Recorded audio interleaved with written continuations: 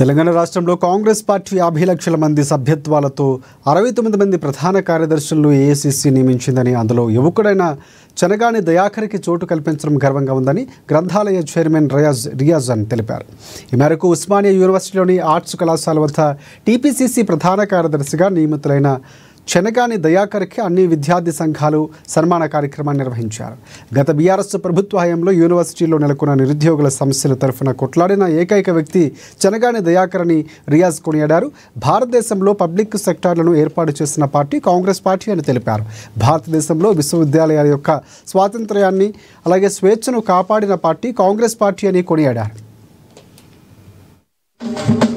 ఈరోజు చాలా సంతోషకరంగా ఉందనా, ఎందుకంటే జాతీయ పార్టీలో విద్యార్థి నాయకుడిగా తన చిన్న ప్రస్థానాన్ని నిరుద్యోగ ఫ్రంట్ జేఏసీగా ఏర్పాటు చేసుకొని పట్టేటట్లు మన పాలన నడుస్తా ఉంది. కారణం మన ముఖ్యమంత్రి రేవంత్ రెడ్డి గారు అనే విషయాన్ని సందర్భంగా గుర్తు చేస్తూ భవిష్యత్తులో నిరుద్యోగ యువతకు భారీ ఉద్యోగాల కల్పన కోసం కూడా ఈ ప్రభుత్వం ఆలోచన చేస్తుంది. నిరుద్యోగ కాబట్టి ఎవరు కూడా అదే చెందాల్సిన అవసరం లేదు. కొంతమంది కావాలని నిరుద్యోగ యువతని